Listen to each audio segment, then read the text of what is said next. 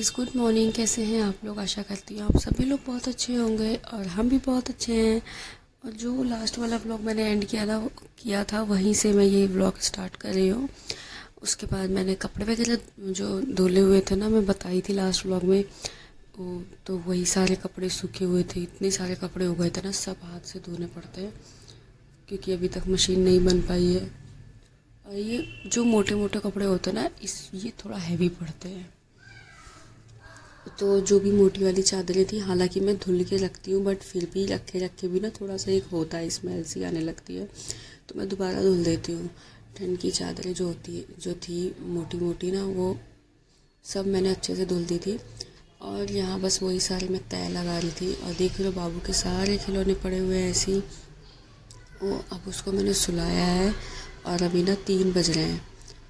और ना मेरे सर का दर्द अभी तक ठीक नहीं हुआ था, तो मैंने अपने लिए एक चाय बनाई थी क्योंकि सुबह मेरे हस्बैंड पीते नहीं है, मैं अपने लिए ही बनाती हूँ, तो मैंने सोचा मैं अभी बना लेती हूँ, बाद में मैं नहीं पीऊँगी। और फिर मैंने एक कड़क सी चाय बनाई और बस ये कपड़े तय लगा। बीच बीच में मैं बाबू को देख भी ली थी कि कहीं वो उठ ना जाए, क्योंकि ना जैसे हमारे यहाँ पे ना रोड चलता ही रहता है, रात में भी आवाज़ें आती रहती है, लोग चलते ही रहते हैं। तो कोई कोई होता है ना, बाइक बहुत तेज़ से लेके जाते हैं, तो वो उड़ जाती है, डिस्टर्ब होता है। और मैंने आपको बताया ही है कि मेरी गली से ज़्यादा दूर नहीं है, रोड पास में ही है, तो और रात में ज़्यादा आवाज़ें आती हैं। तो उसके बाद फिर ना, ये अब तो सुबह हो गई थी, तो मेरे हस्बैंड भी अभी आने वाले थे, अभी आए नहीं हैं। बाबू भी उठ गई थी, तो मैंने फिर बेडशीट वगैरह ठीक करी। बाकी सारे कपड़े अच्छे से तय लगा के मैंने रख दिए थे। मैं बेडशीट बदलने लगी और यहाँ देखो बाबू को, जहाँ मैं ठीक करती हूँ वो उसको हटा के देखती है कि उसके नीचे क्या है। उसको कुछ अलग अलग चीज़ें दिखती है। अब देखना है यहाँ पे। तो फिर ऐसे ही मेरा काम चल रहा था। बस मेरे हस्बैंड आने वाले थे और आज ना बहुत ठंड भी लग रही है, एकदम से ना थोड़ी सी ठंड बढ़ गई है। और हमारा तो बालकनी वाला रूम है, तो हवा आती रहती है। और ऐसा नहीं है मैंने खिड़की वगैरह सब बंद कर रखी, लेकिन ना फिर भी हवा आती। और फिर मैं बनाने लगी थी अपने लिए काढ़ा, और मेरे हस्बैंड को आ ही गए थे अब। हाँ, मैंने काढ़ा बनाया और ना मैंने ये भिगोया था, क्योंकि ना 3-4 दिन हो गए थे मैंने फिर भिगोया नहीं था ये। और मेरे हस्बैंड यही अक्सर खाते हैं सुबह, तो और आज मैं भी यही खाऊंगी। मेरा भी कुछ बनाने का मन नहीं है अलग से अपने लिए, क्योंकि मैंने ज़्यादा फुलो दिया था। इसमें मूंगफली और हरी मूंग साबुत, काला चना और थोड़ी सी मेथी दाने, ये सब फुलोया था मैंने रात भर। अब इसी का चाट बनाएंगे और ये खाएंगे, बहुत अच्छा होता है, ये हेल्दी नाश्ता होता है। और आज ना मैं शकरकंद भी भूजूंगी, वो मतलब तवे पे ही भूनूंगी। बॉईल कर लिया है मैंने, बॉईल करने के लिए रखा हुआ है।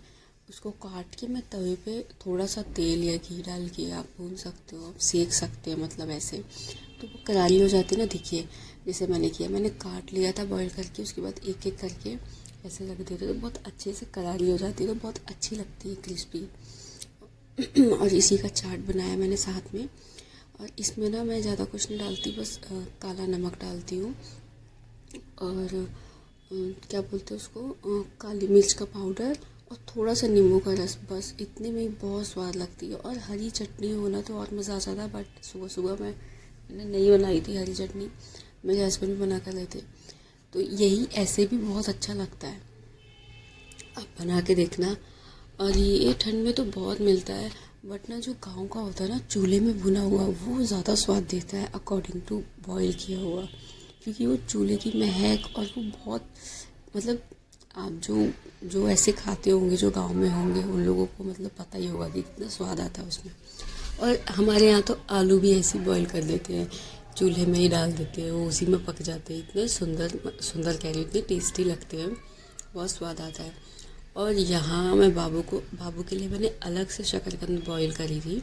उसमें मैंने उसको थोड़ा सा ना पीस के, मतलब वो तो मैश हो जाता है, उसमें थोड़ा सा गर्म पानी मिला के उसको मैं ऐसे खिला रही थी, क्योंकि उसको दूंगी ऐसे डायरेक्ट तो उसके गले में चिपकेगा। तो मैंने ऐसा बना के उसको प्यूरी बना के दिया था, बट वो नहीं, उसको हमारा वाला खाना है, क्योंकि वो पकड़ने के लिए था, वो पीस था, उसको वो खाना है, उसको वो नहीं खाना हलवा सा। उसके बाद उसके बाद मैं नहाने चली गई थी और नहाई मैं 10-11 बजे थी, तब तक धूप आ गई थी बालकनी में हमारे। और मोस्टली 11 बजे तक ही आती है, तब तक आ गई थी तो मैंने सोचा नहा लेती, उसके बाद धूप सेक लूँगी थोड़ी सी, उसके बाद सोऊंगी। और सच में मैंने ना बाल भी नहीं धुले, तो सच में इतना दर्द था ना मेरे सर में, जब मैं सो के उठी थी तब जाके मेरा दर्द ठीक हुआ था। बट सीरियसली जो नाइट शिफ्ट होता है ना, मतलब मेरे हस्बैंड करते हैं, उनकी वजह से वो करते हैं, उनका भी डिस्टर्ब होता है, फिर मेरी भी साइकिल ऐसे डिस्टर्ब होती है।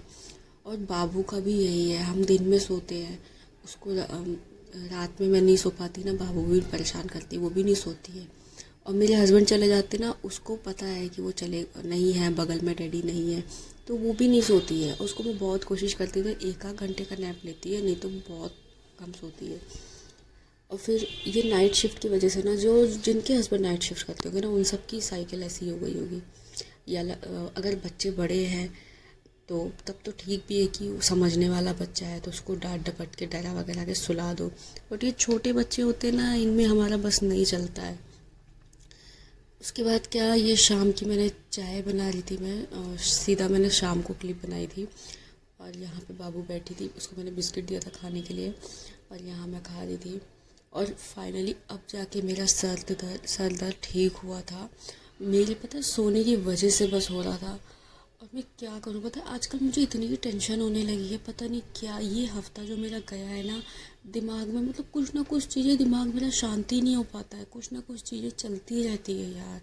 पता नहीं, मतलब ये भी एक एज है कि बच्चे की टेंशन छोटी है, ये है वो है। और फिर पता है सबसे ज़्यादा ध्यान जाता है कि हमारी साइकिल बहुत ख़राब हो रही है डेली की। अब रात में हम जगते हैं, दिन भर हम सोते हैं, धूप नहीं मिल पाती है, वो भी प्रॉब्लम होती है। और दिन में अगर हम लोग जगेंगे तो बाबू शोर मचाती जाएगी, मेरे हस्बैंड को डिस्टर्ब होगा, फिर वो भी नहीं सो पाएंगे, और वो नहीं सोएंगे तो ऑफिस में कैसे काम करेंगे।